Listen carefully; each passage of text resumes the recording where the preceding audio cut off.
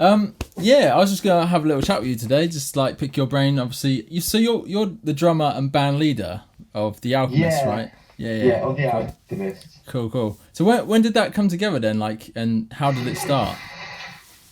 So I started that band probably about 4 years ago, and like the couple of the guys there, they're like part-time musicians. I've been Right. working with those guys with another band about another year before that. I was just like busy kind of session player, doing loads of functions wherever I could get them, Yeah. the score. And then, Postmodern Jukebox were kind of flying out as a bit of a thing, and I thought, you know what, guys, there's something going on here. Yeah. So we jumped on it pretty quickly. We floated a few double bass players. You take that first kind of 6 months to get recordings and stuff together, promo, and then we really kind of had it in the first year. We were quite busy, and then things calmed down a little bit. I think that you put the work in, and then you get the gigs, and then you're like, right, like there's no work because we're not doing any more work. No, totally. So I went off and did a contract for a bit, and then I had all that time away, and I just started working with a band again, getting gigs in, and it's been really good last year. We did some mega gigs, and then with all this corona, the lead singer Eden, she had a baby, so I've started a new project now. Right. So just wait until baby's kind of all ready to go. I'm gonna get back recording and do new promo stuff. So Nice, man. yeah, it's good. Yeah. So is the new project with that lead singer still? No, so the new Someone else. project is kind of like an R&B soul, kind of like Craig Scary Pockets. Oh, So sick. like, Yeah. so we've seen the Postmodern Jukebox thing. So it's like there's something else out there now. Scary Pockets is the kind of inspo now. Man, they're so sick. Their arrangements killer. Like, yeah, man. We play one of their songs, Wonderwall. Their version of Wonderwall. That's how we play it. Because it was the same thing for us. And when we started our band, it was like, we don't want to. I'm sure you've done the same. You play covers for as long as you can remember, and you play the same old covers, Sweet Child of Mine, and things like that. And you just want to play it a bit differently if you've got to play it. Exactly. So it's kind of the thing, I really like. I think what's really important being in a function band, and as well for our egos, especially, so like we've got this 18-year-old bass player in the new project, and he's just insane. Likes to reharmonize everything. But we've got to make stuff interesting, and and when we do have some weird like modes and stabs and all the interesting stuff, everyone buzzes off of it. How's my chain of thought on there? That was it. I was going to say, like, doing stuff that's interesting for us, but then also kind of fits in, like, say, like Postmodern Jukebox or Scary Pockets. They're all kind of new trends in music. And you get, like, there's this new jazzy scene as well, like kind of urban-y, kind of just, like, a bit hip-hoppy, the Jay Dilla stuff, all the kind of broken beat. And we're, like, that's what the new project's trying to be. Nice. But I'm always thinking, like what's the next trend in music? Like, there's a massive garage revival at the minute as well. 100%. Yeah, I've seen that. So it's like a lot of the new project is working on that. Like when we first did the Alchemists, we got so many inquiries, so many. Yeah. And then like obviously loads of other vintage bands started coming out, and I was like, well, the work's drying up now. But I'm always thinking about like what's my next project. I think each project for me now has like a bit of like a 2-year lifespan on it. Okay, so that's how I'm starting to think about it. But you know what, the Alchemist still does bring in work, even though this Corona malarkey is a bit like a bit naff. Yeah, it's affecting everyone, isn't it? All the bands. But that's how I'm starting to think about like what's like the next trend. Like I was even talking about starting like a walking band the other day. Like walking around with a snare and everyone's walking about. That's a trend. But that's what I'm thinking at the minute in terms of getting someone with the band. Yeah. When did the Alchemist start then? How long ago was that? So I think the first year, it's about 4 years ago now. I think we kind of restarted putting stuff together. that first year was good. The second year was less so, and then we got busy again. And then in between that, I did a few like summer contracts and stuff.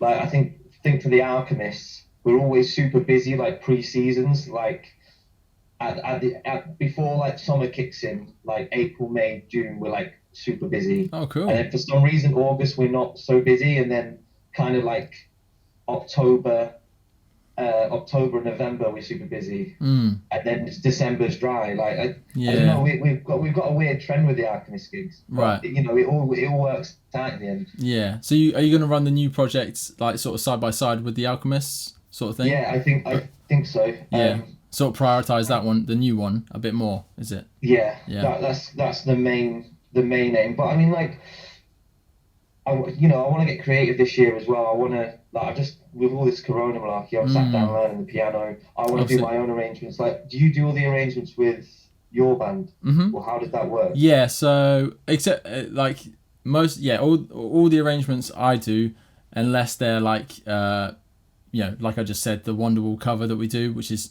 pretty much exactly the same as Scary Pockets. We tweaked it a little bit, but it's nigh on the same thing. Yeah.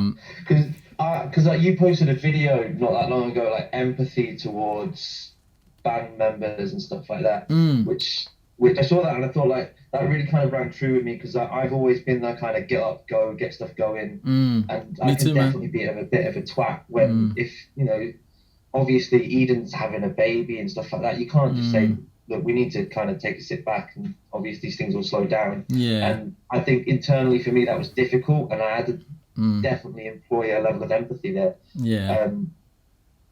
It's difficult, man. That is difficult. It's a difficult situation. Yeah, it is. Like, I feel like everyone's got their kind of priorities and that stuff. Yeah. And it's difficult. Yeah. I don't know where I was going to go with that. But... No, well, it definitely is, man. Like, I've felt exactly the same as you. I'm definitely, like, I was the one that started the band. I'm the one that, I don't know how you run it. You tell me in a sec, but I, like, run everything. And especially from the start, it was like I'm booking, you know, when you put the band together at the start, you're, like, trying to organise the musicians, find the musicians, unless you already know some people. Like, you know, schedule a photo shoot, schedule that recording, put the set list together, put an arrangements together. Like, there's so much shit to do. Then you got to, you know. That's it. You've come back to me now. So that's why I'm really picking up the piano recently, is because I really rely on the rest of the band as a drummer. Is that I've got to rely on everyone else to kind of put the arrangements together as well, because I'm not melodically talented. So even now at the minute, even with the music theory I do now, I'm playing around with Ableton and Pro Tools and stuff, but I'm putting stuff together, which is really good, because now, like, for me being a productive band leader, just being able to make the arrangements as well and present ideas to the rest of the band, it just, my workflow will definitely increase. Yeah. But like having like just being able to have recordings of like arrangements and stuff you can just send to guys, even if you've got depths coming in and stuff like that. Yeah. Like fishing through old like gig recordings just so you can send it to a dep is a bit of a nightmare. Like, especially like I know if like just in one bar I just like played it a bit loose and I was like, that's pretty bad or something. You don't really want to send that to somebody. But it's like I cut where you do the arrangements as well. I think that's why just being music like melodically talented and being able to do the arrangements as well, and that's been my biggest weakness as a band leader. But I think trying to think what my biggest strength is, but like I always just come down to the online stuff, finding agents and like speaking to everyone you know, speaking to your friends, drum teachers. Like my drum teacher was really, really good. He just put me onto loads of agencies and name dropping everyone, just having a bit of a laugh and a joke. And everyone's really supportive, and just, you know, you get the gigs, don't you? Yeah, that's it, man. Have you found most of your work through agencies, or as time's gone on, has it been more word of mouth, or through like, have you done Facebook adverts or anything like that? I've not done Facebook adverts. I've been I saved up a good bit of money recently just to start doing it. It's been a lot through agents. I would say 50% I did through agents. I did a Wix website. I learned SEO. I did a bit of AdWords, and I'd say the rest of it's been direct through the website. Just spending a few hours on Wix and like learning Google AdWords, yeah, and that kind of marketing, that really pulled through. Yeah, I mean, and then obviously word of mouth. That's always a big one. Like with the new band now, like we've only got like 20 followers on Instagram, but like we've played like 10 pub gigs. We probably got about 4 or 5 functions out of that. Nice. So, Yeah. So it's been, that's actually quite a blessing. Like the keyboard player, he's got some friends who work at Manchester United or something. You know, it's just having knowing a friend, and they support some strings, and you know, it's good. Yeah. Nice. Yeah. Nice. That's cool, man. What else was I going to ask you? What's like sort of the biggest challenges you've like faced being the band leader? Because that's it. Like obviously I'm band leader of my band, so it's like I want to pick your brain, see how you deal with things. Being patient with people. Get like, obviously you can't get people to just organising rehearsals. People can't always make it. I always kind of say to myself, if I've got a goal for 3 months' time, I'm just going to say, let's just say in 9 months, and just be super patient and cool about it. And just think what else I can do. And what I found is then when I'm being more patient with, especially my new band, where I'm deploying this level of empathy, to which I did apply with the previous band, I seem to be getting results a lot quicker. Accountability, I think, is an important one. I'm a bit of a nightmare when it comes to calling venues for gigs. Like especially with a new band, we just need to create a bit of a band pop together, get a few pop gigs down, just so we've got like a couple of band there just to throw a promo and stuff. And I resent calling people, but like, you know, you have your bandmates there. It's like, can I have some accountability? Let's do this today. Let's do the social media today. Let's do that. Yeah. And incorporating the band or other band members into that, doing it with you. Right. They kind of see me doing the work. It's not like, well, Ryan, what do you do? Like, even though I've put gigs in, like sometimes I've obviously felt a bit annoyed when like I'm organising a video shoot and people are getting there late. And it's like I put so much work into that. Do you not understand? And it's like, yeah, they don't see it, man. They don't see it. And just bringing people into your world and just still working and getting the results. You kind of want to build them relationships to just keep everyone together. Yeah, definitely. If you guys found this video helpful, I really appreciate you subscribing. I'm trying to put out a video every single day on topics like this that can help you guys either build a function band, improve your function band, or just teach you some things about the music industry in general as a working professional musician.